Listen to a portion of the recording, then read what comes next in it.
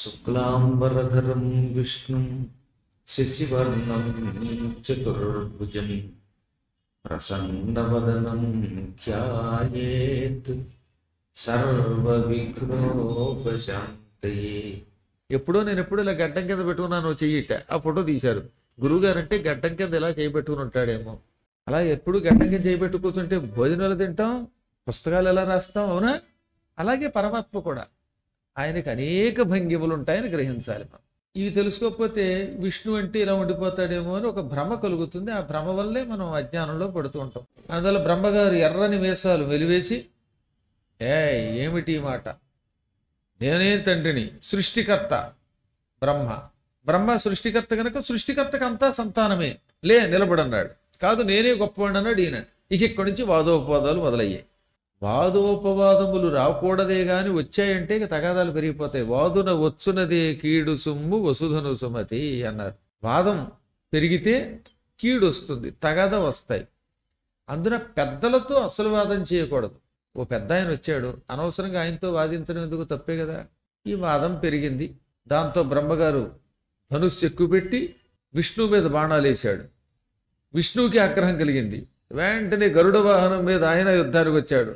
హంసవాహనం మీద బ్రహ్మ, గరుడ వాహనం మీద విష్ణువు ఘోర యుద్ధం ప్రారంభించారు. యుద్ధం జరుగుతూ ఉండగా బ్రహ్మగారు హఠాత్తుగా కోపగించి, నీ సంగతి ఏమిటో చూస్తానని పాశుపతాస్త్రం వేసేశాడు విష్ణువు మీద. పశుపతికి సంబంధించింది గనక దాన్ని పాశుపతము అంటారు.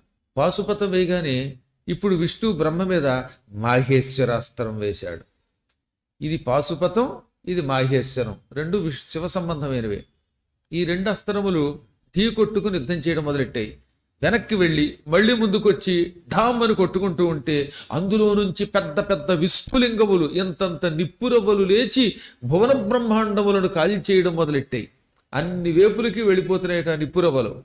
వెనకడుగా సామెత ఉంది, ఎంకి పెళ్లి సుబ్బి చావుకు వచ్చిందని. అలాగా ఈ ఇద్దరు మహానుభావులు కనుక యుద్ధం చేస్తూ ఉంటే వాళ్ళకేమవ్వదు. కానీ ఈ ఇద్దరు యుద్ధం వల్ల అస్త్రాల నుంచి వస్తున్న నిప్పురవ్వలు భూముల మీద సమస్త లోకాల్లోనూ పడిపోయాయి. దాంతో భూలోకం, భువర్లోకం, సువర్లోకం, మహర్లోకం, జనలోకం, గోలోకం, తపోలోకం, సత్యలోకము, ఆతల వితల సుతల తలాతల రసాతల పాతాళాది భువన బ్రహ్మాండములు దద్దరిల్లిపోయాయి. లోకములు కదిలిపోయాయి. సమస్త ప్రాణులు నాశనం అయిపోవడం మొదలుపెట్టారు. పర్వతాలు పగిలిపోయాయి. అంతకంతకీ పెరిగిపోయి సముద్రం ఉప్పొంగి లోకాలను ముంచెత్తింది. ఏదో మానవులంటే అనుకోవచ్చు, అప్పుడప్పుడే పుడుతున్న మానవులతో పాటు స్వర్గంలో ఉన్న దేవతలు కూడా గ్రక్కున కదిలిపోయారు. పాతాళవాసులు తెల్లబోయారు. ఇలా యుద్ధం మరికొంతకాలం సాగితే ఒక్క లోకం ఉండదు. లోకములన్నీ కాలి బూడిదైపోయే దుస్థితి ఏర్పడింది. భయంకర స్థితి ఏర్పడింది. ఆ స్థితికి వణికిపోయారు దేవతలు, కొంతమంది మునులు. వీళ్ళంతా కలిసి కంగారుపడి ఈ భయంకరమైన బ్రహ్మ విష్ణువుల యుద్ధమును ఆపి లోకములను రక్షించగలిగేవాడు ప్రస్తుతం పరమేశ్వరుడొక్కడే అని హుటాహుటిన అందరూ కైలాసానికి వెళ్ళారు. అక్కడ ఒక మందార వనం ఉన్నది. అన్ని మందార వృక్షాలే, అంటే కల్పవృక్షాలలో అవి కూడా ఒక ప్రత్యేకమైన శాఖ అన్నమాట. భూలోకంలో ఉన్న మందారములకు స్వర్గలోకాది లోకాల్లో ఉండే మందారములకు తేడా ఉన్నది. మందారము అన్నా, పారిజాతం అన్నా, చందనమన్నా, హరిచందనమన్నా ఇవన్నీ కూడా కల్పవృక్షాలన్నమాట. ఈ కల్పవృక్షములు కోరిన కోరికలు తీరుస్తాయి. వాటి పువ్వులు మనకి దొరకవు. దొరికితే అవి ఉన్న చోట శీతకాలంలో వెచ్చదనం వస్తుంది, వేసవి కాలంలో చల్లదనం వస్తుంది, వర్షాకాలంలో హాయి కలుగుతుంది. ఆ పువ్వు ఉన్న ఇంట్లో ఉన్న వాళ్ళకి ముసలితనం రాదు, అకాల మరణము రాదు, కోరుకున్న వస్తువులన్నీ వస్తాయి. ఆకలి వేసి పాయసం అంటే పాయసం వస్తుంది. పొరపాటున ఆయాసం కావాలంటే ఆయాసం కూడా వస్తుంది. అందుకే అది ఉన్న చోట చాలా జాగ్రత్తగా కోరుకోవాలట. చెప్పారు, వాడదు పరిమళము చెడదు వాడదు. ముక్కు తిమ్మన గారు పారిజాతాపహరణలో రాస్తాడనమాట. ఈ పువ్వు యొక్క పరిమళం పోదు. ఇలాంటి పువ్వులైతే ఇవాళ బాగానే ఉంటే రేపటికి కుళ్ళిపోయి దుర్వాసన వస్తాయి. కానీ ఆ పారిజాత పుష్పాలు ఉన్నాయి, మందార పుష్పములు, వాటి పరిమళం తగ్గదు, అవి వాడిపోవు. పరాగ భరితమై ఉంటుంది. అది ఉన్న చోట అద్భుతమైన సువాసన ఉంటుంది, ఆహ్లాదం ఉంటుంది. రాత్రిపూట చీకట్లో దీపంలా కనపడుతుందిట. పగటిపూట ఆ గదిలో కూర్చున్నటువంటి వాడికి, ఆ పువ్వున్న గదిలో కూర్చున్న వాడికి మంచి మంచి ఆలోచనలు వస్తాయి. ఏ చంద్రశేఖర అష్టకమో కాలభైరవ అష్టకమో చదువుతున్నప్పుడు ఈ పువ్వు పక్కన ఉంటే గొంతు సహకరిస్తుంది, కీచు గొంతుకు రాదు. అప్పుడు మనం హై పిచ్చులో లో పిచ్చులో ఎలా కావాలంటే అలా పాడుతాం అనమాట. అస్సలు భాషాదోషాలు రావు, తడువుకోవడం ఉండదు. ఒకటి కాదు, సకల శుభాలు కలుగుతాయి. ఈ పువ్వున్న చోట గురు కటాక్షం తొందరగా ఉంటుందటండి. గురువు గారు అన్ని వేళలా అనుగ్రహించాలంటే ఆ పువ్వు ఉండాలన్నారు. అయితే ఇప్పుడు ఆ పువ్వు మనకెలా దొరుకుతుంది? ప్రస్తుతం మామూలు మందారపు చెట్టు ఇంట్లో వేసుకుని ఆ మందార పుష్పాలతో శివుడిని పూజించండి, మీ గురువు గారు మీ ఇంటికి రాకపోతే అడగండి. నేను చూశాను కూడా అలాంటి మహిమలు. ఇంట్లో మందార పుష్పాలు బాగా పుష్పించేలా చేసి, అంటే మందారపు మొక్కలు నాటి వాటిని పెంచి ఆ పువ్వులతో శివుణ్ణి రోజు భక్తితో పూజిస్తే గురువు తనంత తానే అనుగ్రహిస్తాడు. మీ ఇంటికి వస్తానంటాడు, లేదా మనస్సులోకి వస్తాడు, నీకు అనేక శుభాలు ప్రసాదిస్తాడు. ఈ జన్మలోనే గురు కటాక్షం పొందడానికి అదొక గొప్ప మార్గం పొమ్మన్నారండి.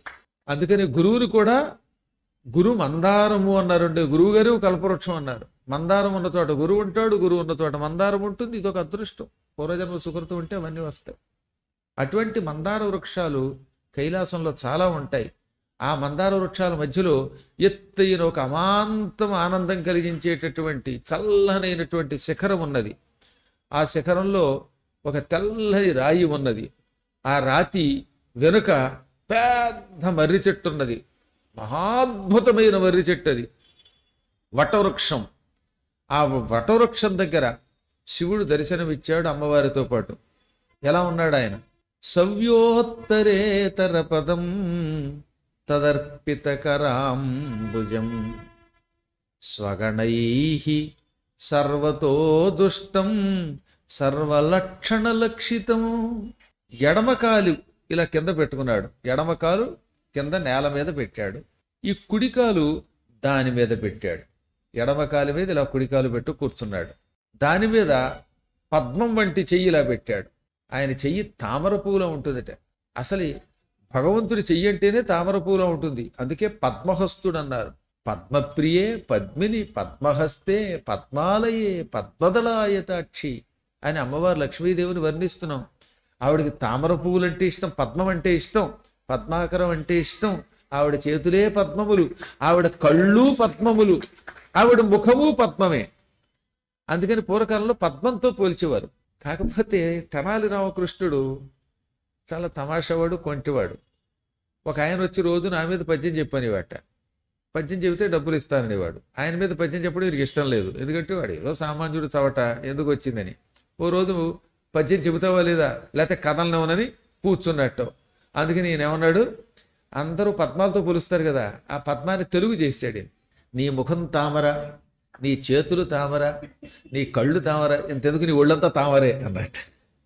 అంటే అర్థమైంది, మీకు తామరలో రోగం ఉంటుంది. ఈ ఎంత కొంటేవాడో అన్నీ అలాగే అంటాడు ఆయన. అయితే అవతలవాడికి అర్థం కాకుండా చురుకుగా వాళ్ళు తమాషాగా అంటాడు. వాడు డబ్బులు ఇస్తాడు, మళ్ళీ డబ్బులు ఇచ్చి తిట్టించుకోవడం అంటారు. For more videos like this, subscribe Big TV channel.